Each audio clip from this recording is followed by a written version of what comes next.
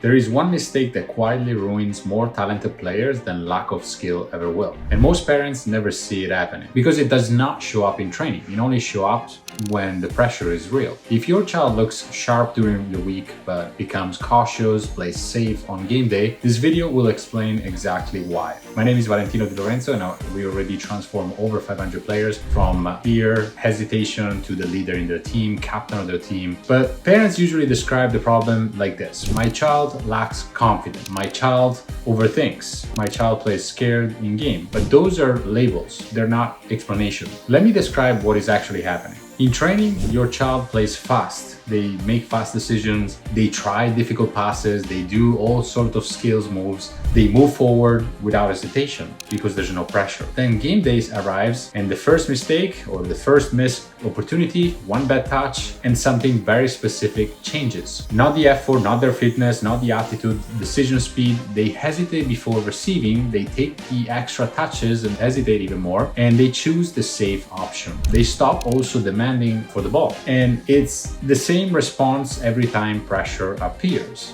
because they use a different part of the brain when they make a mistake, when they're scared of making more mistakes. And here's the uncomfortable truth. Confidence is not what disappears in games. Structure does. Your child does not know what to do after something goes wrong. That's the problem. So the brain fills the gap, and the brain always fills the gap with safety. After a mistake, the brain is not asking, how do I play better? It is asking, how do I avoid making another mistake? I don't want to disappoint the coach even more. That question changes everything. When avoidance becomes the priority, aggression disappears automatically. And there's no speech, no local therapist, no coach, no your guidance that can override that. And training environments hide this problem. There's no pressure in practice. Mistakes are allowed. Mistakes are expected. Mistakes have low consequences. There's also no scoreboard if you lose in practice. No public judgment. So the brain stays relaxed. And players confuse this state with confidence, but confidence that only exists when there are no consequences. They're using literally a different part of the brain in practice. And it's comfort. The comfort disappears and pressure shows up. And this is why parents feel confused and they say, but it's so amazing in practice. If only he was able to do the same in games, he would be insane. But the environment is different in practice than in games. And they're literally using a different part of the brain. When games start going poorly, parents almost always respond the same way. Let's do more training, more correction, or let me talk to this therapist. I heard this local therapist is amazing. But every extra rep adds something else, expectation. And the expectation increases the cost of mistakes. Higher cost creates fear, and fear activates protection. So now your child is stuck.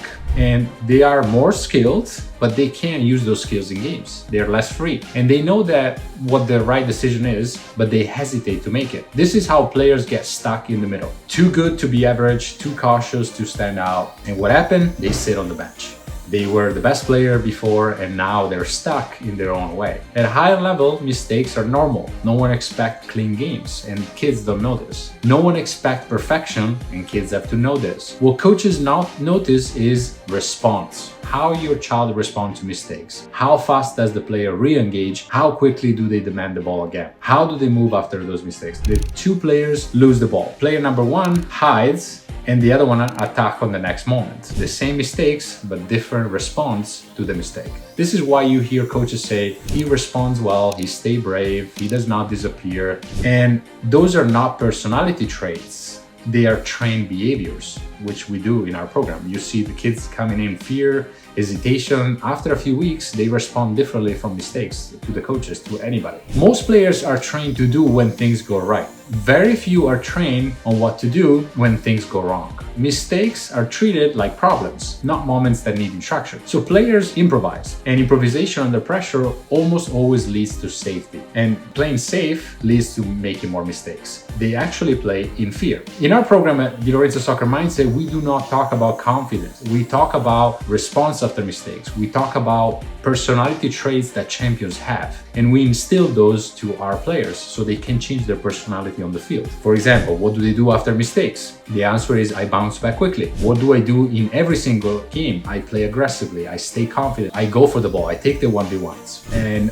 what do I say to myself when I make mistakes? I'm always positive, I'm always encouraging myself and everybody else. Over time, something important happens. Mistakes stop feeling dangerous when they understand they are normal, and they start feeling like routine, something that is going to happen. The players stop protecting themselves, they start expressing themselves even more in games, not only in practice, and confidence show up also in games. This is why players suddenly look fearless after joining our program after a few weeks, because they trust their responses to the mistakes. They trust their instinct, they trust their actions and their skills. And if this is not addressed, hesitation will compound every season until they finally quit. And I'm not exaggerating, 70% of kids drop out of sports by the age of 13 because they are not able to respond after mistakes, playing more scared, and they cannot hold the pressure anymore. So if your child looks great in training, but in games they can't play the same, you're not alone. We help over 500 players, and click the link below to book a call with us. We ask you some questions. We don't work with anybody. We only work with players that we know we can help, and I'll see you in the next video.